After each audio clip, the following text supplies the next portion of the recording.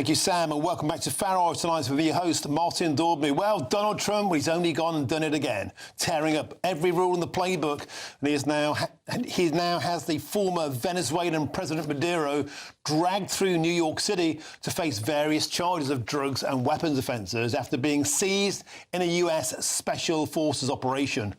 Now, Maduro and his wife were arrested in Caracas over the weekend, flown to the US, with the pictures on your screen now from earlier on today, showing Maduro being humiliatingly escorted from a helicopter, wearing handcuffs, pyjamas and slippers. It was a truly astonishing operation in which US forces captured the Venezuelan leader, Nicholas Maduro, following strikes on the country after a growing set of tensions over drug trafficking and illegal migration. And well, Maduro has been to court today, and he and his wife both pleaded not guilty to all charges, and their next appearance will be on March the 17th. But was this a masterclass from the US president, or, as his many critics have suggested, an unabashed breach of international law? I'm joined now by the Senior Policy Analyst for Latin America at the Heritage Foundation, Andres Martinez Fernandez. Andres, welcome to the show. What say you about the politics of this? On the one hand, Donald Trump has said he had to strike because, of course, Venezuela was hosting Hamas, Hezbollah, China, Iran, Russia. His many critics, of course, have said this was an unprecedented act of violation of international law. What's your take? I think what President Trump was doing was exactly what the American people elected to do, which is protect the United States. And Venezuela was very much an active threat to U.S. security and the American people.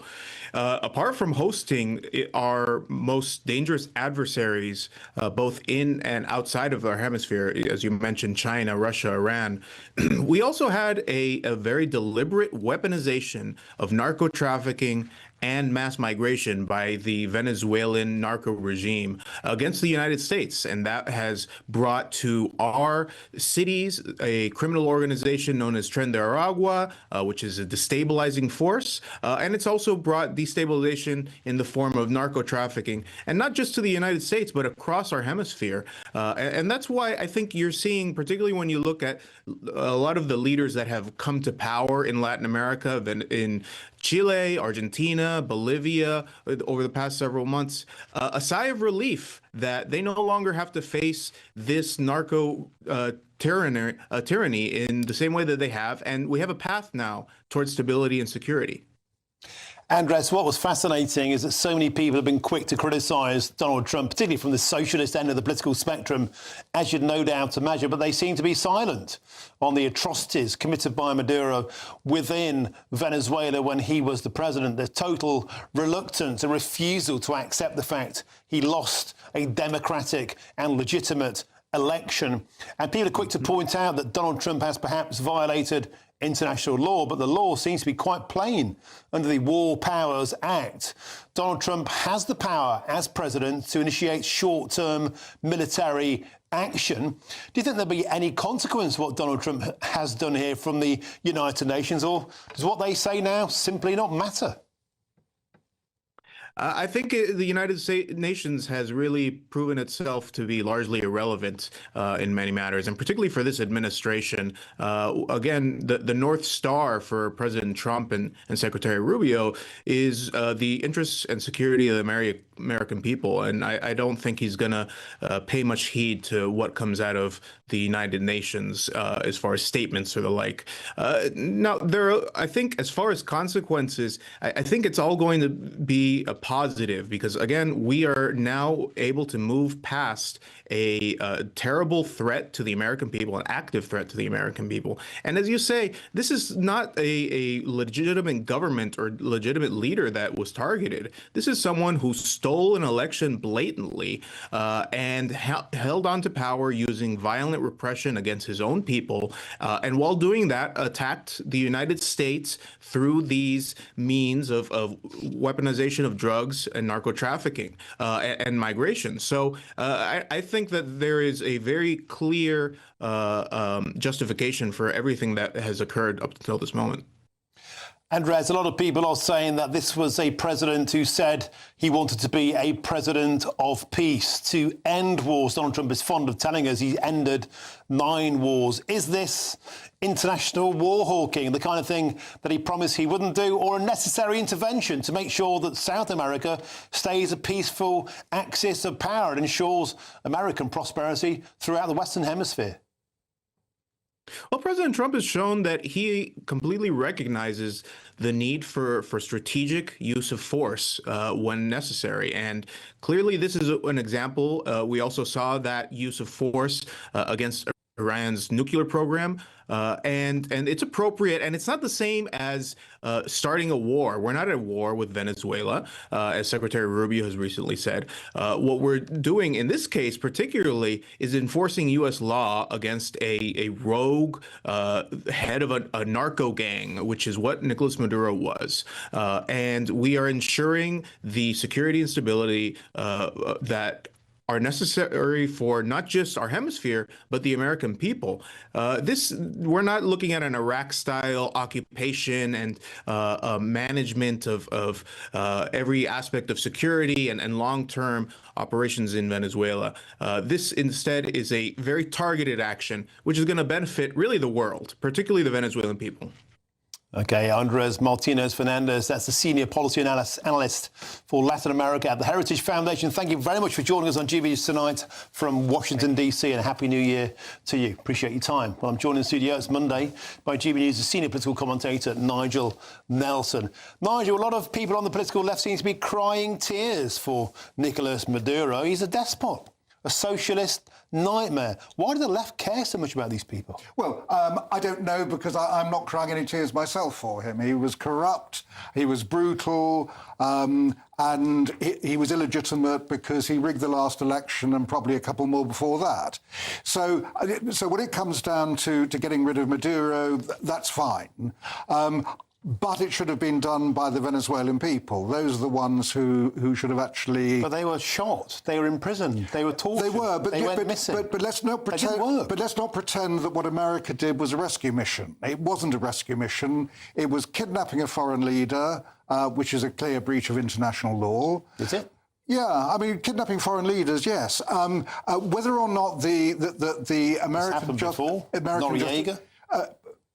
He wasn't kidnapped as such. So with Noriega, there was certainly put pressure on Noriega to go, but that wasn't the same sort of thing as actually going in and kidnapping somebody. So should you allow an illegitimate despot to simply carry on? Nobody cared about international law when he was ignoring elections. No, when it comes down to international despots, there's loads of them around. We don't go bursting into someone's country and then bombing them because we don't like the regime there. Otherwise, America would be bombing. Tony Blair did that with Saddam Hussein. Yeah, and shouldn't have done. That was an illegal war, and he should not have done that. And so it's okay to do this when there is a good example you don't like, but when you don't, this is Iraq is take aim at Donald Trump. Iraq is a really good example of where it goes wrong. We left a power vacuum in Iraq, made the whole thing worse because that allowed the growth of ISIS. Then we had to deal with ISIS. That whole thing was a mistake.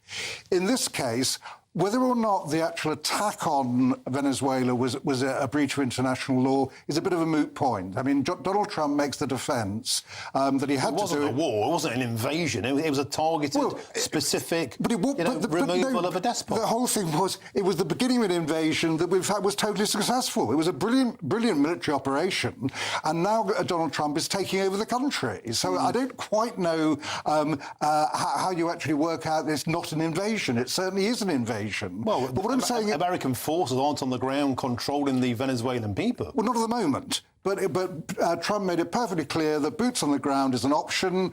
He made it perfectly clear he'd have gone in with a much bigger second wave had it been necessary.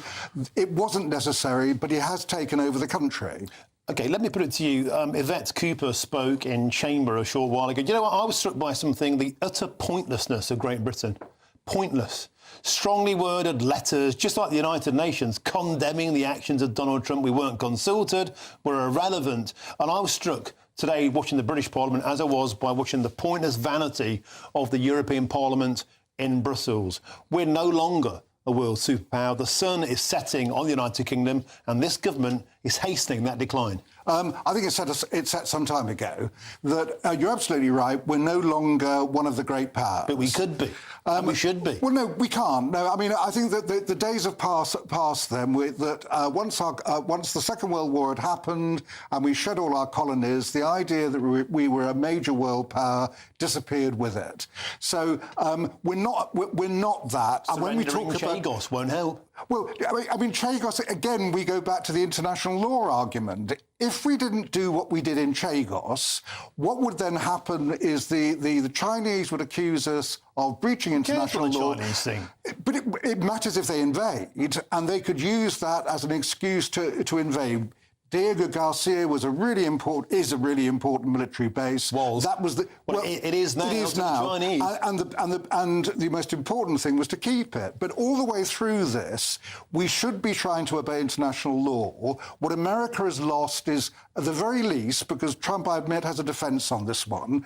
At the very least, that America has lost the moral high ground. How do we tell China not being a despot, a murderous killer? How do we tell China not to go for Taiwan? How do we tell President Trump about his illegal invasion, which is the words we've been using because that was against international law? How do we negotiate a peace with Trump in Ukraine? All these things have knock-on effects. OK, Nigel Nelson, superb as ever. Thanks for your input.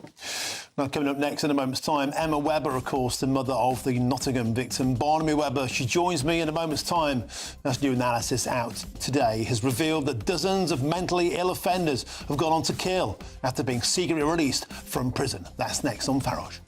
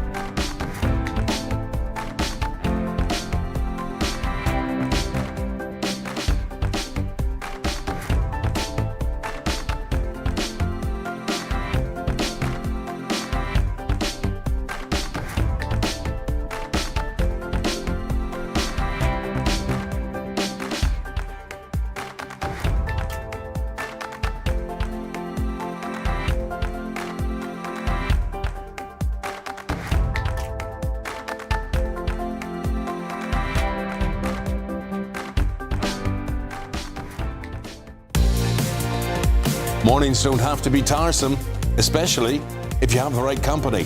Wake up to news as it happens, opinion and debate, and of course, a little bit of entertainment too. Because when the kettle's on, we're on. That's Breakfast on GB News, a show worth waking up for. Every morning from 6 a.m. Only on the People's Channel, Britain's news channel. We'll spread the news, you spread the word. From the school run to the home run, watch a new show for all of Britain. He can say whatever he wants. A straight-talking show where all voices are heard. And, you know, when are we going to stop talking about smashing the gangs and actually do it? With the stories that matter from every part of our country. There's a bit of a crash landing there for your Chancellor. Bold, fearless and standing up for you. That's me, Martin Daubney, 3 p.m. till 6 p.m, weekdays, here only on GB News. The People's Channel, Britain's news channel. Westminster's full of talk, but out here, it's the real world. Am I allowed to talk then? No, that's it. This is where it matters, real people and real lives. That's what politics is all about. In fact, has Trump made a good start? No. Straight answers, no spin, and just a couple of pints. How many fingers have I got up? About 10. So join me for Lee Anderson's Real World every Friday at 7 p.m, only on GB News. The People's Channel, Britain's news channel.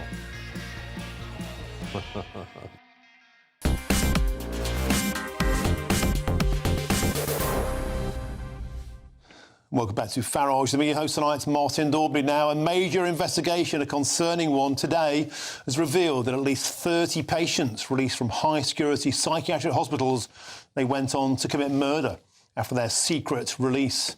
Each year, roughly 250 violent offenders are detained in institutions after courts decide that they are too mentally unwell to go to prison.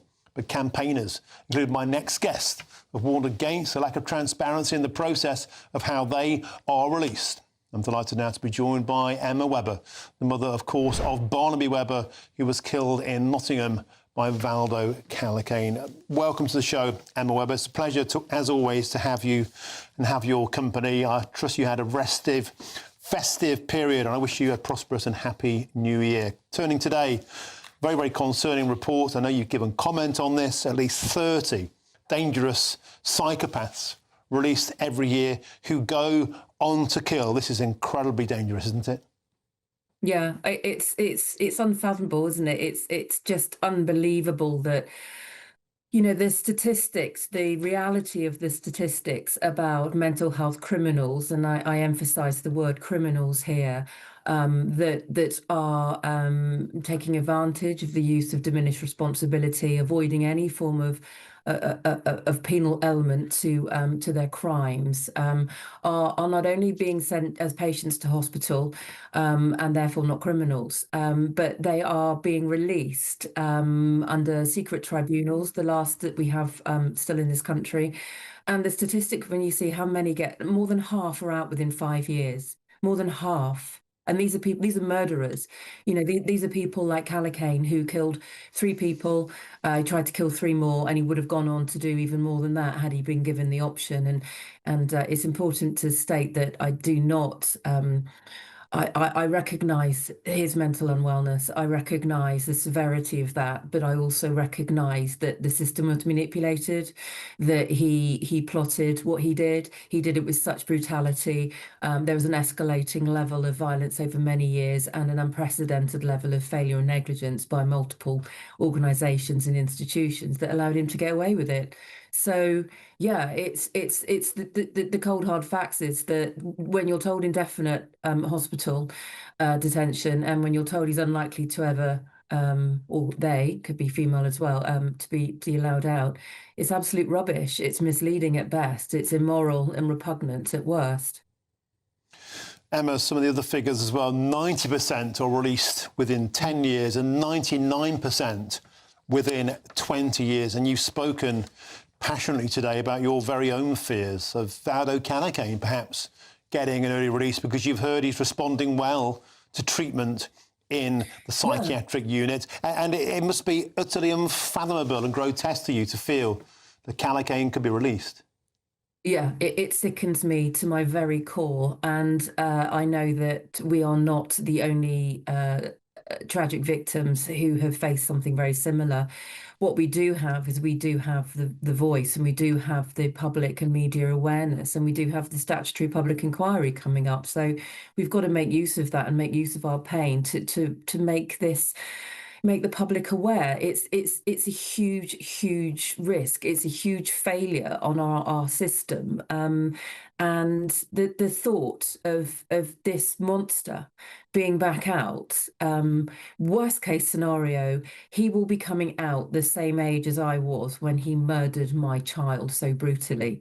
And that's the reality of what lies ahead. And we know, thanks to the interview through Panorama, that his brother, Elias Callicane, said in that interview that he's already got his brother back. And bear in mind, that was aired last August. So he hadn't even been detained for a year.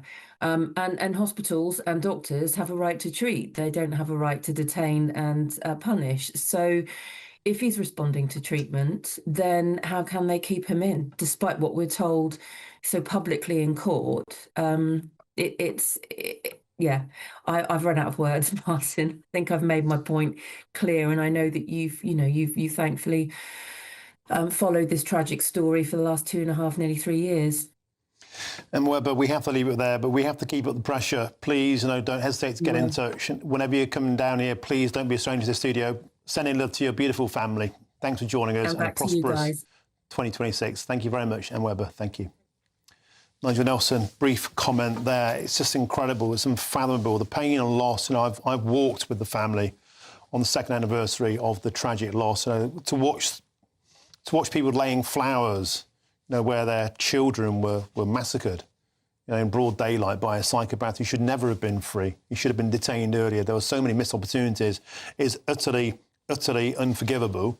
And to hear that Valerie Callaghan could be released in the future, I just think many people will feel that the law is just not on the side of protecting people like Emma Webber. Yeah, and I think that we do need to look at this one again. I mean, the figures that are coming out are that on average, one person is killed a year by somebody who's been released from a secure psychiatric hospital. So clearly that the kind of the risk assessment, which are the mental health tribunals, are not working, or at least they're not working in enough cases.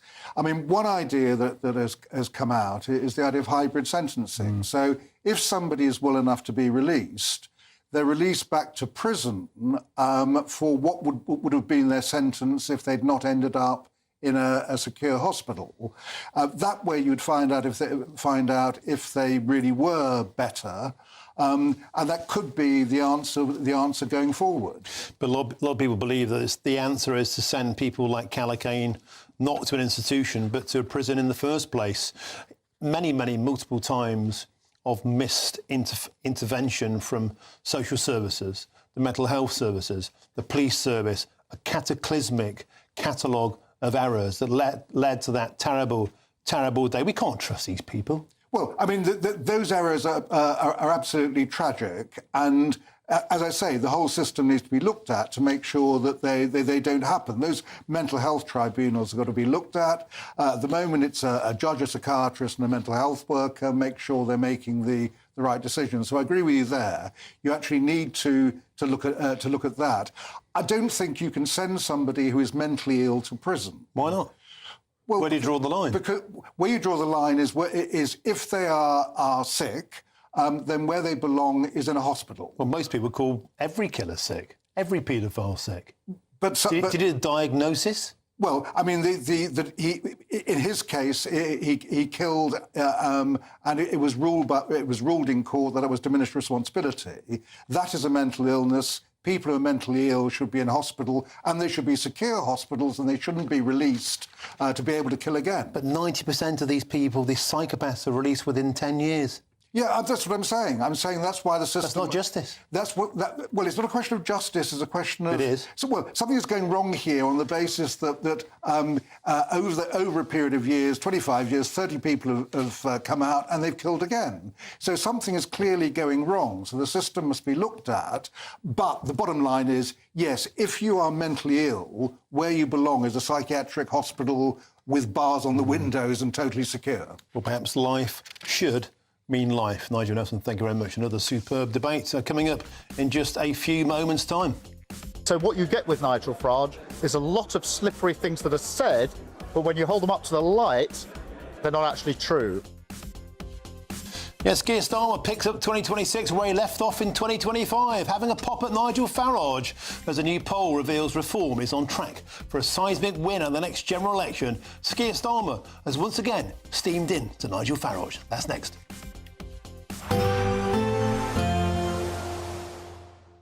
Can't wait to get in that sea. Lovely and warm. Just like the feeling of having great travel insurance. All Clear Travel Insurance sponsors GBNews travel destinations forecast.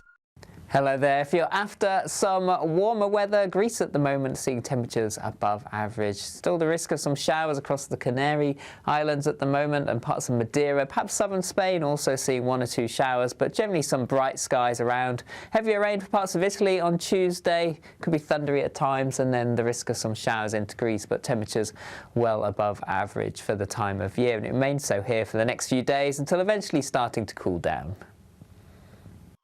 All Clear Travel Insurance sponsors GBNews travel destinations forecast. Evening. Yes, it's time for your latest weather update from the Met Office here on GB News. It will turn milder slowly through the latter half of this week, but the cold spell continues for now. Hard frost, a continued ice risk, and yes, further snow in places. That said, the snow showers in eastern England from today are fading overnight, but it could still be very icy here. Still a few flurries coming into parts of Wales, southwest England, and we will continue with a snowy risk over parts of Scotland and Northern Ireland, but complicated by some rain edging in here at the same time. Wherever we've had snow or rain falling, it could be icy as temperatures tumble down to -3, -4. That's towns and cities. Rural spots could, where there's snow lying on the ground, get to minus double figures. Now, it won't be as cold tonight across Scotland as last night because we've got more clouds spilling in. That's producing that mixture of rain, sleet and some snow, which could still be heavy, particularly over northern Scotland. Could be a slippery start for Northern Ireland, and for southern Scotland, northern England, you may also wake up to a covering of snow. The snow showers easing across these eastern areas, so a bright start here, but it could be icy because of the showers we've had today. Same goes for Wales and southwest England. Mostly a fine dry start here, and in fact much of the south will be dry and fine for most of Tuesday, but still on the cold side. It's across Scotland where we've got the greatest risk of further problems from the snow. Could be quite heavy across parts of the north. Further south, patchy rain mostly for Northern Ireland and Northern England with some hill snow mixed in. Still cold, but temperatures are just ticking up a little bit as we go through tomorrow.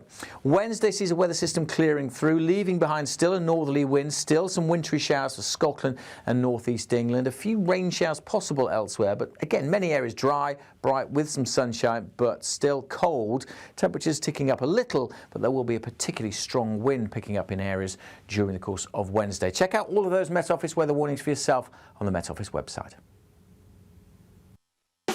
You want to know what's really going on in the corridors of power? Labour don't know what to do with you half the time, and that makes you quite lethal in the chamber. Get behind the headlines with Chopper's Political Podcast. Join me, Christopher Hope, as I sit down with the great and the good of British politics. We'll see where this ruling takes us. These are the stories shaping our nation. Chopper's Political Podcast, available now on all platforms. Listen in and stay ahead. Decisions made in Washington aren't just shaping America, they're shaping Britain too. From migration to global security, from crime to health. Whatever happens in the White House today will be felt in your town or city tomorrow. That's why The Late Show is live from Washington, DC. Cutting through the politics to show you what it all means for Britain. The Late Show live every night at midnight. Only on GB News, Britain's news channel.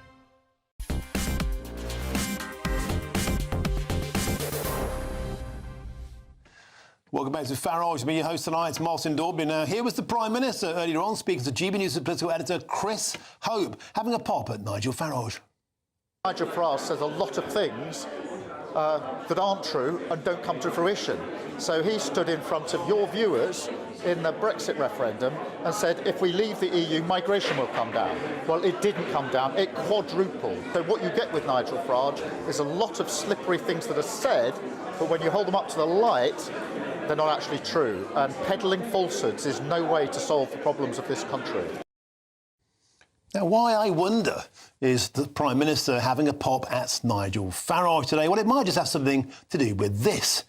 You take a little look. It's a map of Reform UK's projected seat wins according to a poll from More in Common out this week.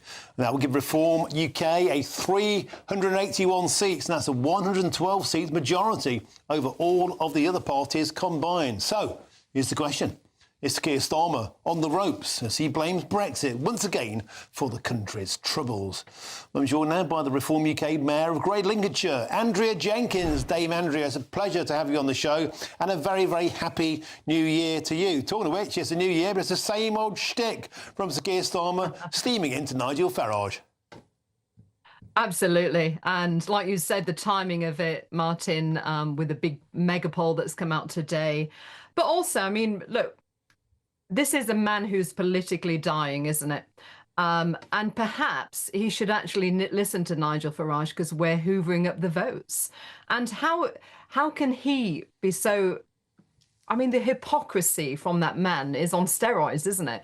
Talking about peddling lies. most of his manifesto he's backtracked on. He promised to lower energy bills.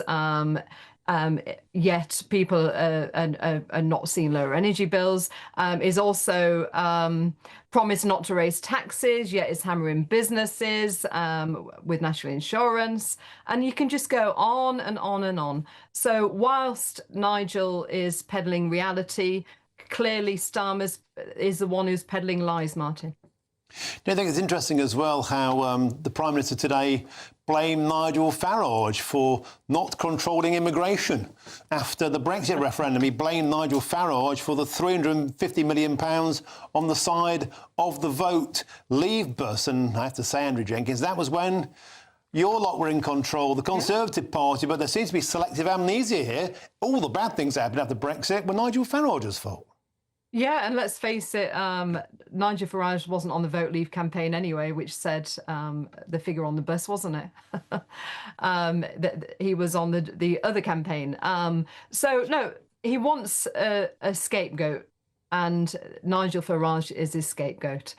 He is, as I said, is a man who's politically dying, is losing the faith and confidence of his backbench MPs. We saw one come out, Dan Carden, didn't we, only yesterday, saying Starmer's wrong to try and get us into the EU through the back door. So the rot's starting to happen. I saw it with the Tory party. You know, I was one of the rebels who called out things that wasn't right. And I think what's happening now, you get into that 2-year stage shortly where MPs see that they are no longer popular and they are likely to lose their seat. So they're going to start speaking out. That's what we're going to start seeing with them.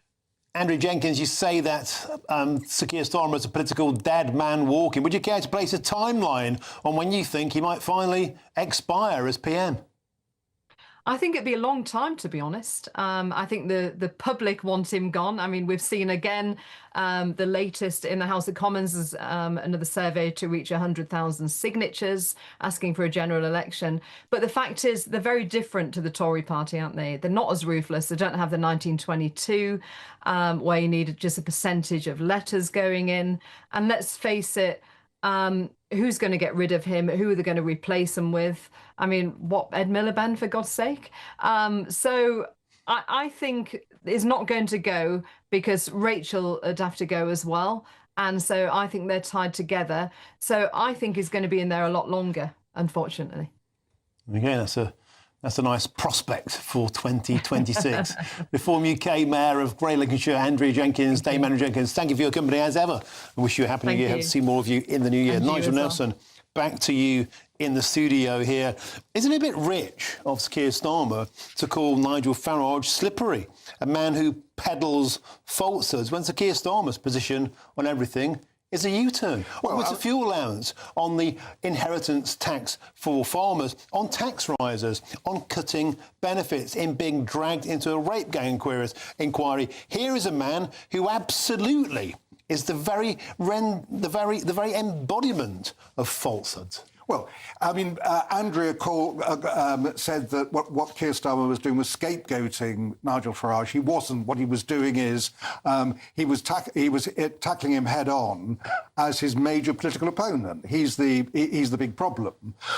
So this poll has just come out. The Reform started the year with a 10-point lead. They ended last year with a 10-point lead. That will give them a pretty healthy majority in the House of Commons, if they can sustain it. When it comes to some of the what you call the slippery bits, as you know, I was always against taking away the pensioners' winter fuel allowance. I was against dressing up disability benefits, taking them away from the disabled, dressing it up as welfare reform. So yes, he has actually U-turned. He had a bad year last year. When it comes down to the tax rises you're talking about, the mistake there was to put in the manifesto that they wouldn't raise the big three taxes. When is the D-Day moment for Sir Keir Starmer? Andrew Jenkins there was saying he might drag on for a long time. A lot of people starting to say, if we are going to see an absolute whooping in those May elections in Scotland, in Wales, and the local elections where Sir Keir Starmer was actually allowing them to go ahead, could maybe the moment where he bites the bullet. Yeah, I mean, I think that when it comes down to those elections, Labour are pretty sure they're going to do badly. Keir Starmer's future will rest on whether or not they do very, very badly. In other words, badly he survives. I think Andrea Jenkins is absolutely right there. He survives is just a bad result. A really, really bad result, then it may well be Labour MPs will move against it. And what's that looking like? Wipeout in Wales, annihilation in Scotland, evisceration in England, all those three together, that's the perfect storm? Yes, I think something like that. I think that's where MPs might get together and say, right, it's time we actually change leader. Getting rid of a sitting Labour Prime Minister is incredibly difficult. It's not like the Tories who can drop Prime Ministers like hats. It is much more difficult for Labour. But yes, this is the point where if there is no future under Keir Starmer, that's where Labour moves. I think he'll survive the year. I think we'll be having this conversation in 2027. But he'll be a Prime Minister in name only. If they get that bad a kicking in May, how can you command the power of the electorate, let alone your own party? Well, the elections in May aren't a referendum on Westminster. They will be. They're a referendum many people will see them as precisely that. Well, I think that the political classes might see it like that. But the reality of that is that in Wales, they want to elect their own government. The same thing applies in Scotland, and people want to have their own, have specific councils with the political colour that they favour. So that's what these elections are about. So it's not like a general election. But I do think he's in real trouble if they go very, very badly. As you say, if it's a complete wipeout everywhere, I think that the Labour Party will think again. OK, Nigel Nelson, thank you very much for your opinion. Always appreciate it. Now, coming up in just a few moments' time. A one-nation experiment in open borders, conducted on a country that voted for control. Yeah, coming up, deaths are now set to surpass births in the next chapter of our population crisis. And will this be the next excuse for more open borders? Endless immigration always seems to be the solution to the population crisis. That's next.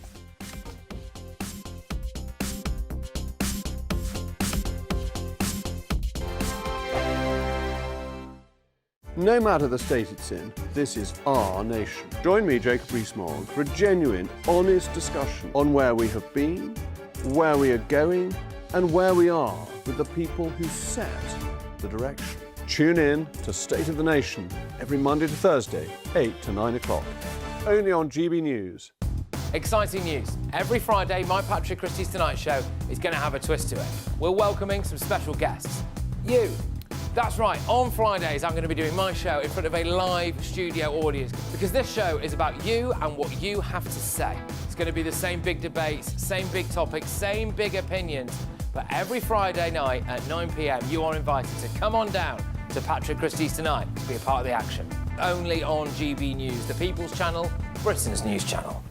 Hi, I'm Michelle Dewberry, and my show is your opportunity to cut through all the noise and dive in headfirst to some robust debates. Ideas clash. Situation, no, isn't it? No, because the failure is you're deliberately avoiding my point. Nothing's held back. And if you think this is the end of it, wait for more. And we do not shy away from the difficult stuff. Sometimes I want to shake people and say, if only you understood. So join me on Jubes & Co. weeknights at 6 p.m, only on GB News, Britain's news channel. Mornings don't have to be tiresome, especially if you have the right company. Wake up to news as it happens, opinion and debate, and of course, a little bit of entertainment too. Because when the kettle's on, we're on. That's Breakfast on GB News, a show worth waking up for. Every morning from 6 a.m. Only on the People's Channel, Britain's news channel. We'll spread the news, you spread the word. From the school run to the home run, watch a new show for all of Britain. He can say whatever he wants. A straight talking show where all voices are heard. And, you know, when are we going to stop talking about smashing the gangs and actually do it? With the stories that matter from every part of our country. There's a bit of a crash landing there for your Chancellor. Bold, fearless and standing up for you. That's me, Martin Daubney, 3 p.m. till 6 p.m, weekdays, here only on GB News. The People's Channel, Britain's news channel. Britain was once the envy of the world. But look around. A nation that no longer knows what it is or where it's going. A country that's broken. How do we fix Britain? How do we bring it back? Friday night with Matt Goodwin at 8 p.m. Only on GB News. Britain deserves a newsroom that puts the facts and your voice first. Well, and that's what you get on GB News. Lively debates, lively conversation. And we're not afraid to hold power to account. And each other. So join me, Andrew Pearce. And me, Miriam Gates, for Britain's Newsroom, weekdays from 9:30 on GB News.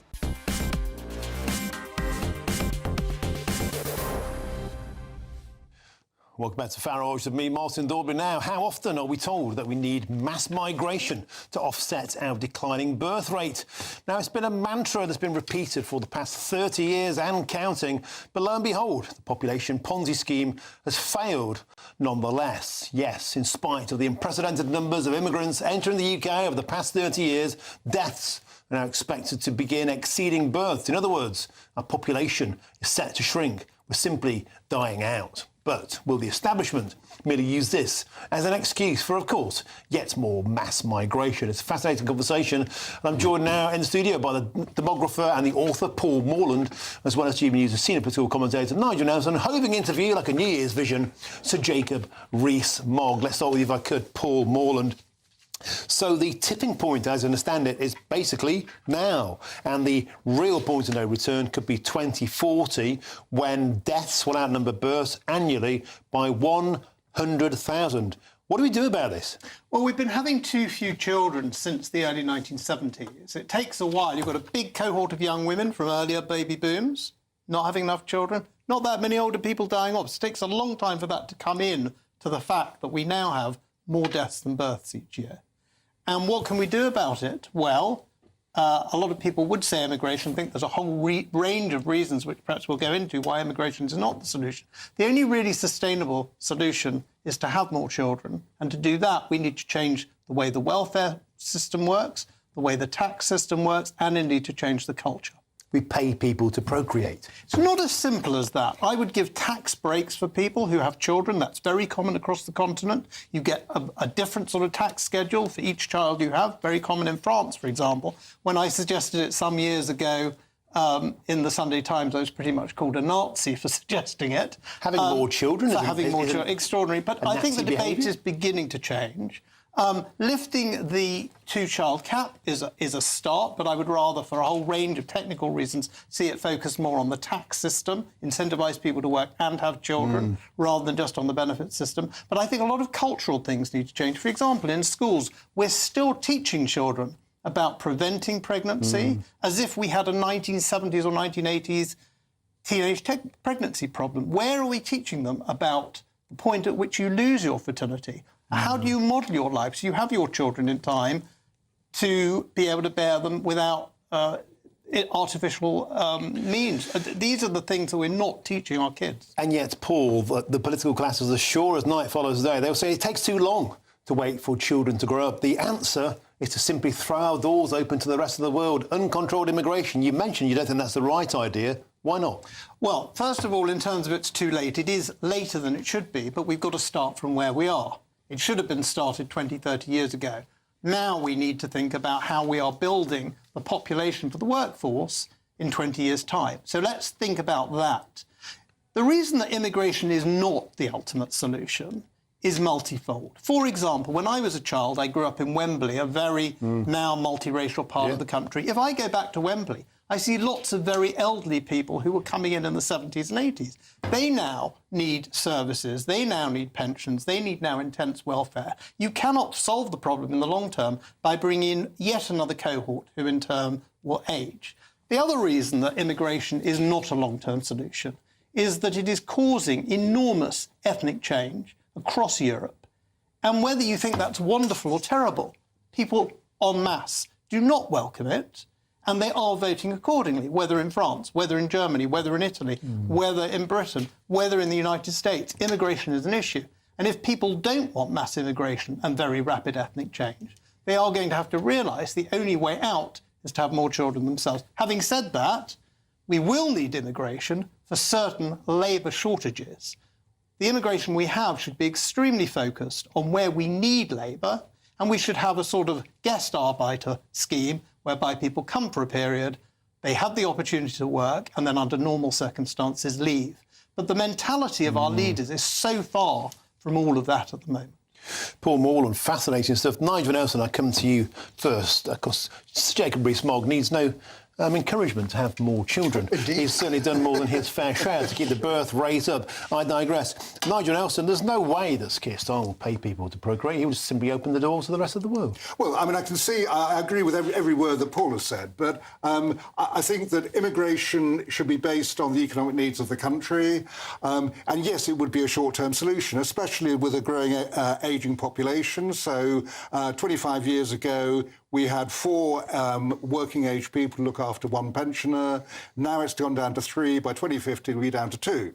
Obviously, that means that younger people will end up paying more taxes. So there's the short-term thing. The other thing, Paul is absolutely right. France and the Nordic countries have a much more family-friendly way of running their countries. So it's flexible working, it's childcare free, or not costing very much, all the things that we have a problem with in this country. And women are going into, more women are in careers, marriage is later, all those things need to be addressed, but addressed through the workplace. So, Jacob Rees-Mogg, we need to do more to encourage people to have children, and this government doesn't seem to have the appetite for that. No, nor did the previous one, nor the one before that. I mean, I agree with so much of what Paul has said. The tax and benefit system currently set up discourages people from having children. It makes it very expensive. It means that all the costs fall on them. The state pays anybody to look after your children other than a member of your family. It's all anti-family, anti-children. And the education, absolutely. There's a population crisis, all this green garbage. We need to encourage people to have 6 children, and I'd add one thing, it's great fun too. And my mother deserves a word, because she's got 17 grandchildren, which is not bad going. So Jacob Rees-Mogg, State of the Nation is, of course, up next. Got a quick 45 seconds. What's on your menu, sir? Well, we're going to start by talking about Keir Starmer, and basically he's just got to go. It's all got ridiculous. It's like Theresa May at the beginning of 2019. Everyone knows he's going to go. He's run out of road. He's boring the country to death. He's not getting anywhere. He's not doing anything. It's utter failure. And almost anyone else would be better. They might just do something. Even Andy Burnham's got better eyelashes. It's nothing but failure for poor old Sir Keir Starmer. Better eyelashes. Now, before we go, you promised me before Christmas you would come bearing gifts. And here it is. I have before me a sample of Rees-Mogg cider. Well, Rees-Mogg made cider. by Sean Goodwin for me, but I do a bit of the apples and children help. And yes, you know, politicians sometimes deliver on their promises. I promised you some cider, and here it is. So you're very good help. These are apples grown, and this is pressed grown in at our orchard at home, pressed by me and the children, and then put in a vat, and we make 30 gallons or something each year. How strong is it? Well, I say drink it, and then you'll find out tomorrow morning. I don't know. OK, well, if I keep on drinking this, rather nice. I might lose control of my legs. Happy dry January, at least. Not by the State of the Nation with Jacob Rees-Mogg is up next. Cheers. I'll see you tomorrow, 3 till 6.